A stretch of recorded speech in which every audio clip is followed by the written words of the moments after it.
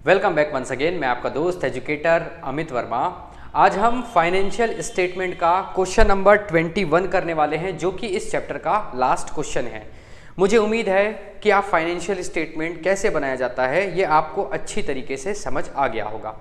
और अगर आप ये वीडियो को पहली बार देख रहे हैं, मेरे चैनल में फर्स्ट टाइम आए हैं, तो मैं आपसे रिक्वेस्ट करूंगा कि आप चैनल को सब्सक्राइब कर लीजिए और अपने दोस्तों के साथ शेयर कीजिए, ताकि आपके जो कलीग्स हैं क्लास 11th में जो पढ़ते हैं वो भी फाइनेंशियल स्टेटमेंट बनाना सीखें और उनके भी 11th में अच्छे मार्क्स आ सके। ठीक है, तो चलिए इसी के साथ हम शुरुआत करते हैं। Question number 21, prepare trading and profit and loss account from the following particulars of messrs Nima trading as on 31 March 2017। तो यहाँ पर हमको क्या बनाना है? Trading, profit and loss account और बैलेंस शीट।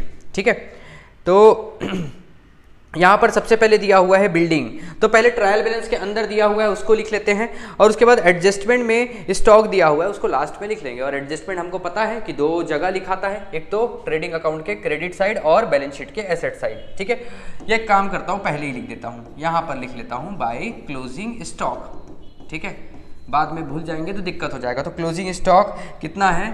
तो लास्ट में दिया हुआ है एडजस्टमेंट में ट्रायल बैलेंस के बाहर स्टॉक है 16,000 रुपये, और यहाँ पर भी हम लिखेंगे स्टॉक 16,000 रुपये।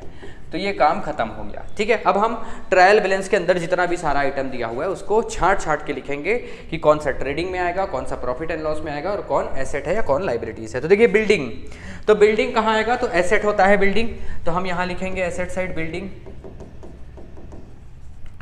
बिल्डिंग है 23,000 रुपये। उसके बाद है प्लांट, ये भी एसेट है, प्लांट है 16,930 रुपीज़।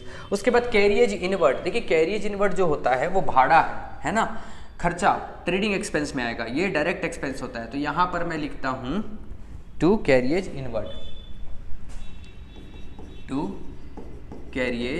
इनवर्ट।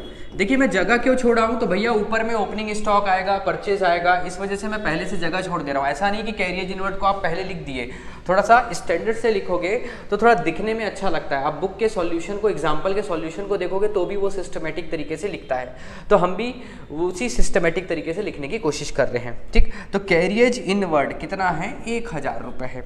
उसके बाद है वेजेस मजदूरी डेबिट साइड आएगा ट्रेडिंग अकाउंट के, वेजेस है 3,300 रुपये।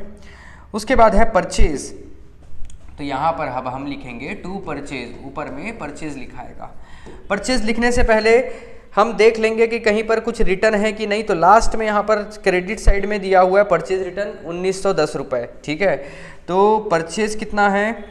1,64,000 का परचेज है, जिसमें माइनस हो रहा है, रिटर्न किया जा रहा है 1910। एक बार इसको करके देख लेता हूँ कितना आ रहा है।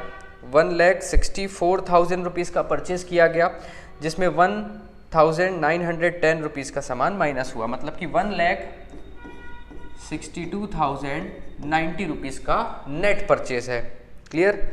आगे परचेज के बाद है सेल रिटर्न, तो वो सेल रिटर्न वाला बाद में देखेंगे, जब सेल आएगा तो माइनस कर लेंगे। उसके बाद है ओपनिंग स्टॉक यहीं ऊपर में आएगा, टू ओपनिंग स्टॉक, और ओपनिंग स्टॉक है यहाँ पर 9,000 रुपीज़ का। उसके बाद मशीनरी हम लिखेंगे एसेट साइड। मशीनरी अमाउंट है 2,10,000, 2,10,940। इंश्योरेंस एक्सपेंस है, तो इंश्योरेंस प्रॉफिट लॉस के डेबिट साइड आएगा। तो यहां से हम, ये हो गया हमारा ट्रेडिंग अकाउंट, और इसके बाद वाला प्रॉफिट एंड लॉस अकाउंट। और प्रॉफिट एंड लॉस अकाउंट में एक लाइन छोड़कर हम यहाँ पर नीचे लिखेंगे, क्या था? एक्सपेंस टू इंश्योरेंस है 1,610। उसके बाद है बैड डेप्ट 250 रुपये। उसके बाद है पोस्टेज, ये भी इनडायरेक्ट एक्सपेंस है, टू पोस्टेज है 300 रुपये। उसके बाद है डिस्काउंट कहाँ दिया हुआ है? तो ये डेबिट में दिया हुआ है, टू डिस्काउंट डेबिट में है, मतलब कि ये डिस्काउंट अलाउ है। उसके बाद है सैलरी टू सैलरीज, तो यहाँ है 3000 रुपीज़। उसके बाद है डेटर, डेटर एसेट होता है, तो यहाँ पर आएगा एसेट साइड में डेटर 3900 रुपीज़। उसके बाद है सेल, सेल आएगा ट्रेडिंग अकाउंट के क्रेडिट साइड में सेल, यहाँ पर हम लिखेंगे बाई सेल। और सेल कितने का किया गया है? 1,80,000 रुपये का, जिसमें सेल रिटर्न भी है, हमने देखा था उसको छोड़ दिया था। यहाँ पर सेल रिटर्न आप देखो कितना 1820 का रिटर्न है, तो रिटर्न जो है वो माइनस करेंगे तब जाकर नेट सेल आएगा। तो 1,80,000 में माइनस करेंगे 1820, तो ये आ जाएगा 1,78,180 रुपीज़। क्लियर है? उसके बाद है लोन, लोन का मतलब यार बैंक लोन होगा, ठीक है, बैंक लोन। यहाँ पर तो capital plus net profit minus drawing आएगा, तो इसलिए जगह छोड़ देते हैं, यहाँ पर सीधा लिखते हैं लोन। लोन आएगा 8,000 रुपये। उसके बाद है बिल्स पेबल, लाइबिलिटीज़ है 2,520 रुपये। बैंक ओवरड्राफ्ट लाइबिलिटी है 4720। उसके बाद है क्रेडिटर लाइबिलिटी, क्रेडिटर लाइबिलिटीज़ होता है 8,000 रुपये।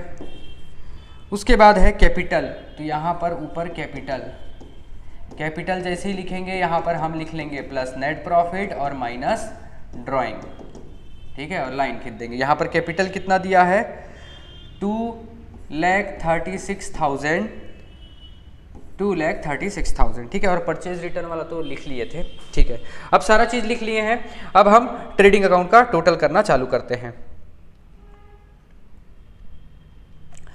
तो आप देखेंगे तो दोनों में से बड़ी वैल्यू ये है 9, ये 70, 80 और ये ज़्यादा हो रहा है, लगभग थोड़ा सा ही अंतर आ रहा है।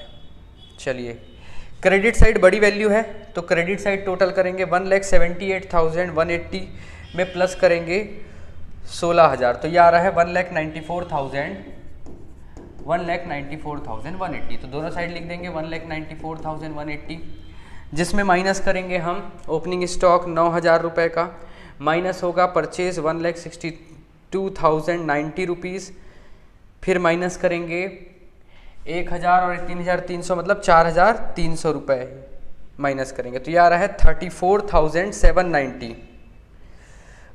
कुछ गड़बड़ है, कैलकुलेशन में मिस्टेक हो गया, फिर से करते हैं। 1,78,180 में प्लस किए 16,000, तो 1,94,180 आया, ठीक है। उसके बाद 9,000 माइनस किए, फिर माइनस किए 1,62,090 रुपीज़, फिर माइनस किए 1,000, फिर माइनस हुआ 3,300, तो ये आ रहा है 18,790, 18,790, ये सही है। टू ग्रॉस प्रॉफिट 18,790, ये वाली वैल्यू अब कहाँ आ जाएगी? ये आ जाएगा, ये ऐसा गोला लगा के एरो बना रहा हूँ, आप नहीं बनाना, मैं आपको तो समझाने के लिए बनाता हूँ, ठीक है, आप एग्जाम में ऐसा मत करना। तो ये ग्रॉस प्रॉफिट आ जाएगा क्रेडिट साइड, तो हम यहाँ पर लिखेंगे बाई ग्रॉस प्रॉफिट, और ग्रॉस प्रॉफिट है 18,000 कितना था? 790, ठीक, 790 रुपीज़। अब उसके बाद यहाँ पर भी अब आप देखेंगे तो क्रेडिट साइड बड़ी वैल्यू है, तो दोनों साइड उसी को लिख देंगे 18,790, 18,790। अब 18,790 में अब माइनस करेंगे 1,610 माइनस 250 माइनस 300 माइनस 1,000 माइनस 3,000, तो यहाँ पर आ रहा है 12,630 और बुक में दिखा रहा है 11,530। देखते हैं क्या गलती आ रहा है, एक बार फिर से करते हैं। 18,790 ये हो गया। अब इसमें माइनस होगा 16,110 माइनस होगा 250 माइनस 300 माइनस 1,000 माइनस 3,000, 12,630 आ रहा है और 11,530 है। 11,530 मतलब कि 1,100 का कुछ अंतर आ रहा है। एक बार चेक करता हूँ क्या गलती हो रही है।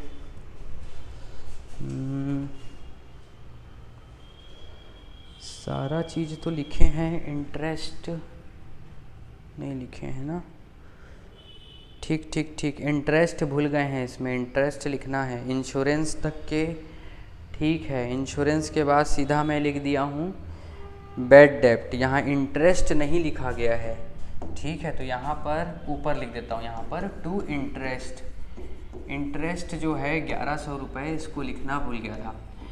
देखिए प्यारे प्यारे बच्चे, थोड़ा सा मेरे से मिस्टेक हो जाता है क्योंकि कैमरे में भी देखना है, स्क्रीन में भी देखना है, फिर उसके बाद मोबाइल में भी देख के पढ़ाना है, इस वजह से थोड़ा सा मैं जल्दबाजी में भूल गया था इंटरेस्ट, ठीक है। तो उसके लिए क्षमा चाहता हूँ।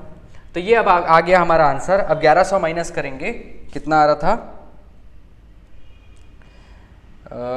11,530, ठीक है, टू नेट प्रॉफिट, ये आ जाएगा 11,530 रुपये, ये आ गया नेट प्रॉफिट।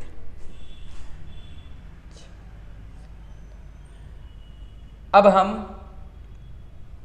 कैपिटल में ऐड करेंगे 11,530 रुपये को, 11,530 रुपये।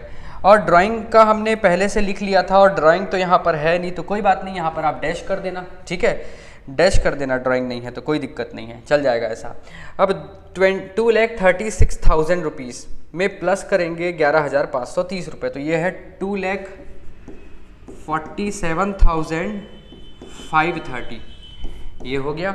अब हम दोनों साइड का टोटल करेंगे, तो 2,47,530 में प्लस होगा 8,000 प्लस 2,520 प्लस 4,720 प्लस 8,000, या रहा है 2,70,770, ठीक है, बुक में भी वही दिया हुआ है, ठीक।